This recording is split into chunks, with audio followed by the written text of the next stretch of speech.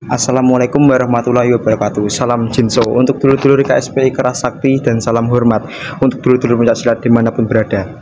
Kembali lagi di channel saya Dalhar 1980.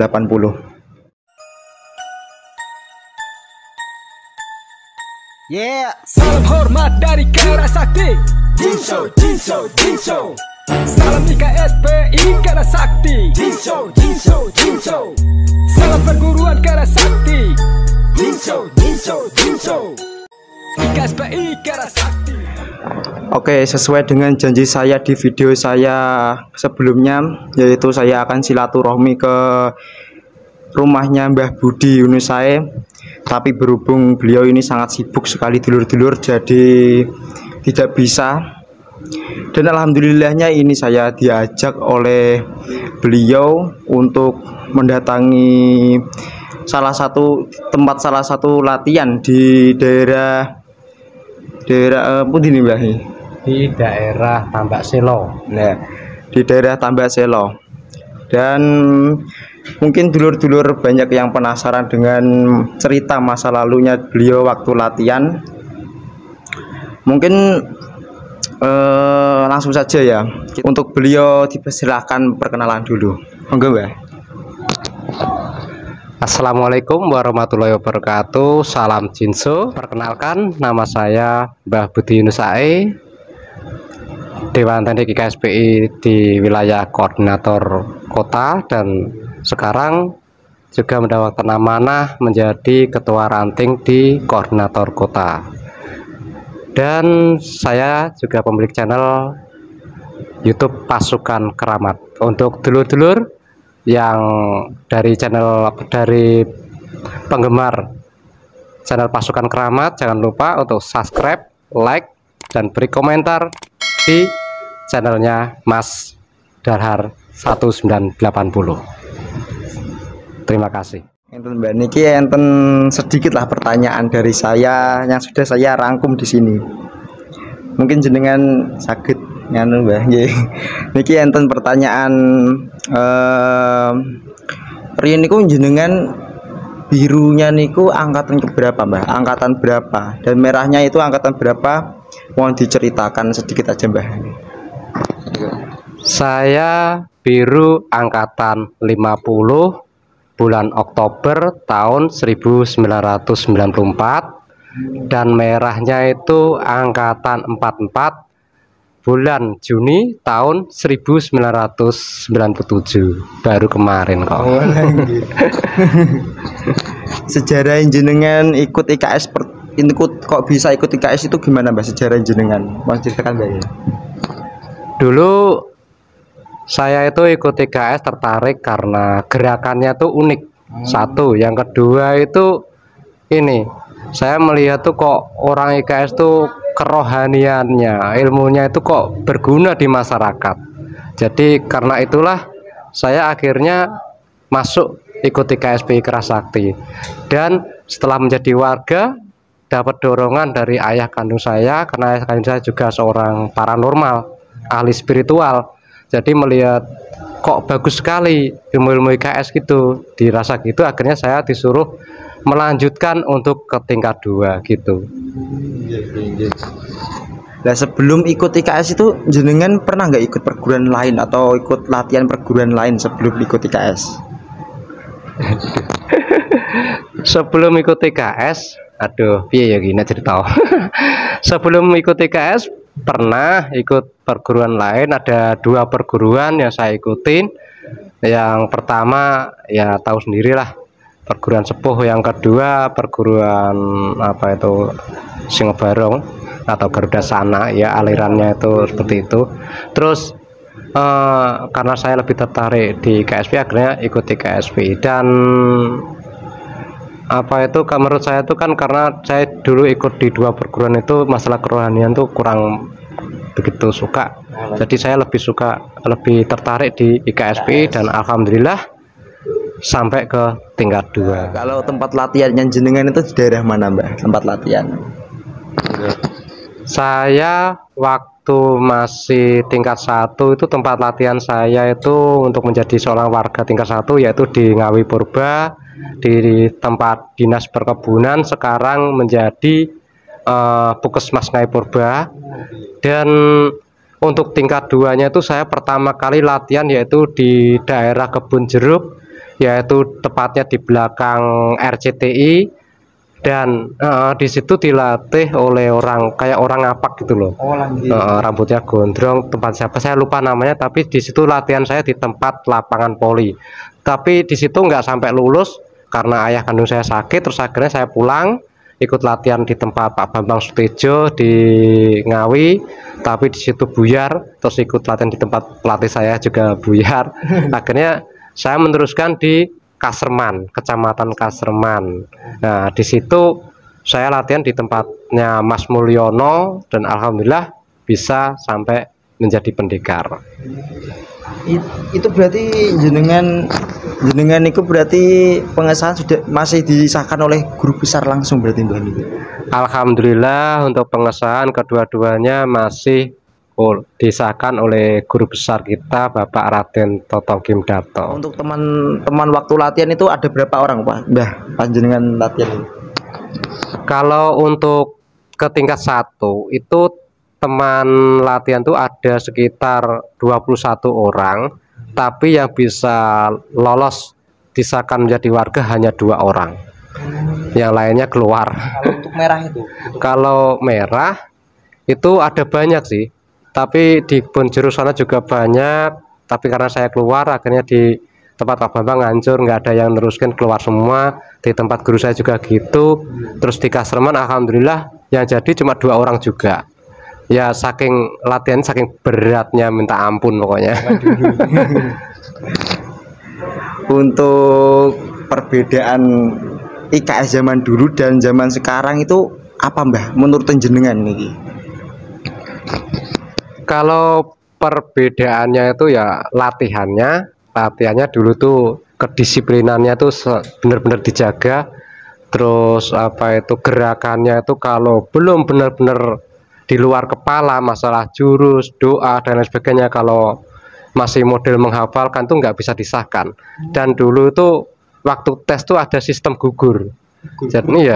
Jadi kalau kita nggak bisa menjalankan istilahnya gerakannya itu ada yang lupa, itu ditarik kembali ke tempat latihan, dilatih lagi, terus nanti ke depannya disuruh ikut tes lagi. Kalau nggak bisa lagi juga dikembalikan ke pelatih lagi. Jadi sulit untuk menjadi seorang warga dan pendekar itu.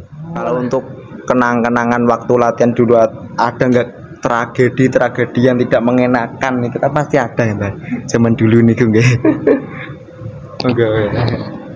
Zaman dulu waktu masih latihan di tempatnya Pak Bambang Sutejo itu kan waktu itu kan nggak ada yang datang. Yang datang cuma 2 orang, katanya libur. Setelah sini itu pulang sampai depan Rumah Sakit Umum Ngawi itu sudah seneng hatinya, waduh ini udah pulang nggak bisa dilatihan. Tahu-tahu dipanggil pelatih disuruh kembali. Terus di situ sampai tempat latihan diajar sampai ampun ditendang sampai masuk ke Bengawan, ke Bengawan Solo. Terus sampai saya tuh makan bakso itu muntah. Masih terasa terus. Terus yang paling parah itu waktu pernapasan tapak monyet itu pinggang saya yang bagian sini patah. Iya. Kok bisa? Dipukul pakai bambu yang bongkot yang itu, dipukul pakai itu patah sini. Sampai sekarang pun kalau kecapean bernapas tuh masih terasa. Jenengan latihan itu waktu umur berapa Mbah niku? Kalau saya latihan di tingkat 1 itu umur 13 tahun.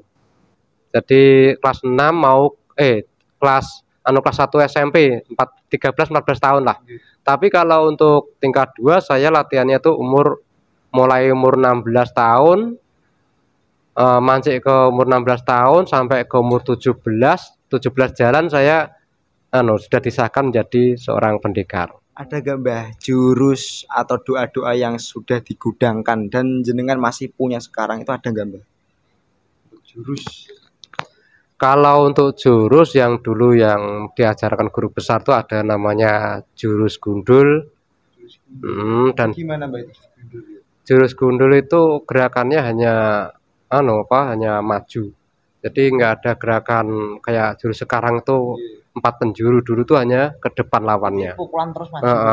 Gerakannya ke depan, dan jurus kuncir itu serangannya hanya ke depan dan samping kiri kanan. Jadi yang belakang nggak ada. Terus yang paling sempurna itu jurus yang sekarang ini, yang diciptakan oleh guru besar, itu yang paling sempurna. Dan kalau masalah doa itu untuk tingkat 1 disimpan lagi, itu ada 2 doa, yaitu 1 doa untuk rezeki lahir batin untuk tingkat 1, dan doa untuk apa itu keselamatan untuk pengaburan arah atau doa latu. Jadi kalau kita tuh mau diancam orang itu, kita pageran pakai doa itu, lewat di depannya tuh orang itu nggak akan lihat kita. Dialihkan pandangan. Iya betul, kayak dialihkan pandangan. Dan kalau untuk tingkat 2 itu banyak yang sudah nggak dipakai, seperti pelepas sukma, Rogo Sukmo, terus sekarang ini Abdul Jabar juga tidak ada. Sekarang terus Ibn Angulawan, Arjuno Kelor, dan lain sebagainya. Pokoknya banyak banget yang sudah tidak dipakai di KSBI. Awam niku gunanya untuk apa? Ibn Angulawan, Abdul Jabar itu kegunaannya hampir sama dengan caleg, tapi cuma di Ibn Angulawan tuh kita tuh kayak menggunakan istilah kayak kodam gitu. Jadi sudah nggak dipakai lagi. Dan Abdul Jabar itu untuk ke tingkat 2, tapi sekarang kayaknya sudah nggak ada di bukunya. Ini Mbah, kan jenengan nggih salah satu sesepuh KSPI nggih Mbah nggih. Ada nggak Mbah pengalaman dari guru besar, pengalaman pernah bertemu guru besar atau gimana, itu ada nggak Mbah itu? Pengalaman. Kalau masalah pengalaman dengan guru besar itu, yang pertama itu waktu saya disahkan ke tingkat 1. Karena saya itu udah pernah ikut perguruan lain dan disahkan di sana. Terus waktu saya disahkan itu ini di Kodim itu waktu disahkan itu belakang saya itu pada pingsan. Terus disahkan lagi, pingsan lagi. Akhirnya saya ditarik, ditanya sama guru besar, pernah ikut apa? Terus saya ngaku pernah ikut perguruan ini dan ini. Akhirnya dari guru besar dibuanglah itu rohaniannya lama itu, baru diikutkan pengesahan lagi. Terus yang kedua, waktu saya beli monel di rumahnya Jalan 45 Madiun itu, Jalan Merpati itu, emang itu kalau melihat beliau itu sifatnya itu yang saya kagumi, jujur, sopan, menghormati sesama, kayak tidak menganggap beliau itu seorang guru besar. Isinya kayak biasa gitu, kayak antara anak dan bapak gitu modelnya. Gitu menurut saya tuh. Monel zaman sekarang sama zaman dulu itu beda nggak Mbah?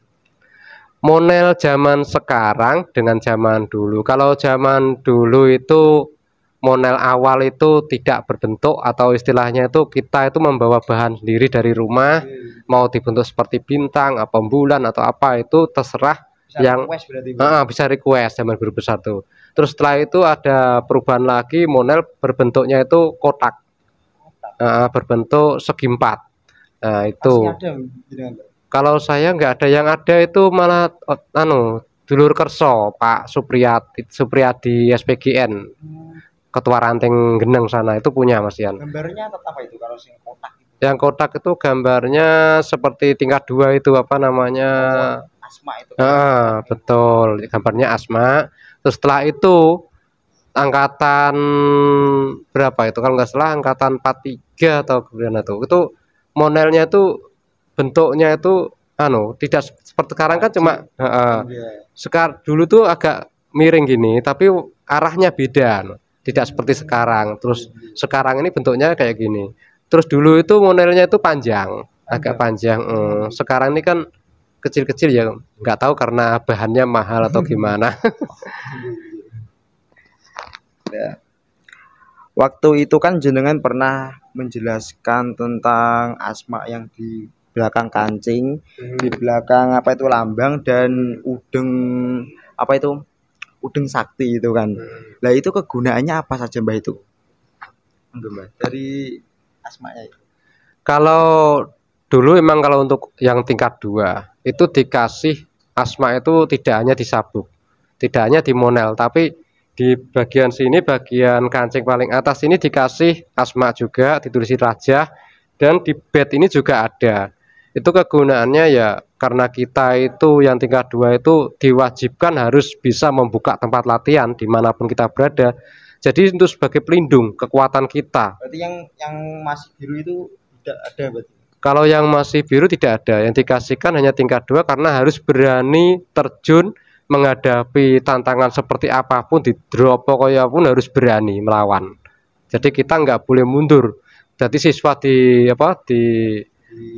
disuruh pergi atau diumpatkan atau disuruh pergi dulu, terus warga-warga yang nggak berani suruh pergi, kita yang sebagai tingkat 2 itu harus berani menghadapi. Meskipun lawannya itu ada ratusan orang, harus berani. Itu angkatan berapa itu Mbak terakhir kasih? Itu kalau nggak salah itu ya angkatan-angkatan tua lah yang dikasih itu, angkatan sekitar 30-an lah kalau masih ada itu. Terus yang udeng sakti itu pun juga itu dikasihkan itu bagi mereka yang membuka latihan sampai ke luar Jawa, karena tantangannya itu sangat berat. Jadi dari guru besar itu dikasih pegangan agar kita itu siap membuka latihan di tempat situ. Kenapa toh Mbak kok sekarang tidak dikasih kayak gitu lagi, itu kenapa Mbak alasannya Mbak? Ya karena kenapa kok sekarang nggak dikasih lagi ya, karena yang menciptakan asma-asma seperti itu kan guru besar. Jadi guru besar kalau sudah tiada, sudah meninggal, keilmuannya itu tidak diturunkan ke bawahnya lagi, ya akhirnya sejenis asma-asma itu dari tingkat pusat sampai ke bawah nggak ada yang berani membuat. Jadi kayak ketua umum dan itu ya melanjutkan apa yang diwariskan oleh guru besar. Jadi disuruh membuat sendiri untuk itu nggak berani, yang berhak hanya guru besar. Mungkin sampai di sini dulu video dari saya. Bila ada salah kata dari saya maupun Mbak Budi, mohon maaf yang sebesar-besarnya. Oke, wassalamualaikum warahmatullahi wabarakatuh. Salam Jinso. Salam IKSP, Ingkara Sakti. Jinso, Jinso, Jinso.